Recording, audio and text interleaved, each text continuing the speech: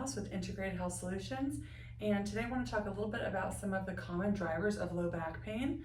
Now this can be low back pain during pregnancy or your typical low back pain that's not trauma induced. So if it just sort of comes out of nowhere. So one of the first things that you can do is sort of take a lot of the tension off of the pelvis. A lot of times muscles that get tight for various reasons, usually if you're sitting a lot or you have a repetitive activity that's like irritating them, it can cause an imbalance in the musculature and they'll get tight and just pull on the structures of your pelvis, and that can cause pain all by itself. So that's sort of low-hanging fruit that you can try, and I'll just show you a couple of stretches. So you're going to want to stretch the hip flexors, the adductors, which are the inner thigh, and the hamstring, and getting all of those relaxed and just a little bit less tense can sometimes relieve some of the pressure.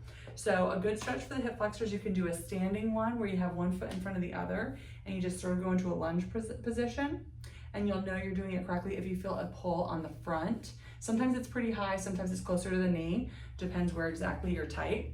And you would do that bilaterally, don't just do it on one side.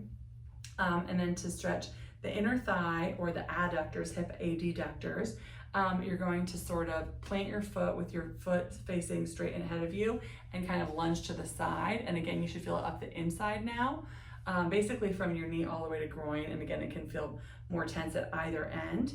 And then for hamstring, one of the easiest ways is just to put your foot, your heel on something that's elevated, and then you can kind of just sit down into that movement and feel a stretch. You can point your toe, or if you want a little bit more increase in stretch, you can pull your toe towards you, and that will stretch also the nerve that goes down the back of the leg, the sciatic nerve.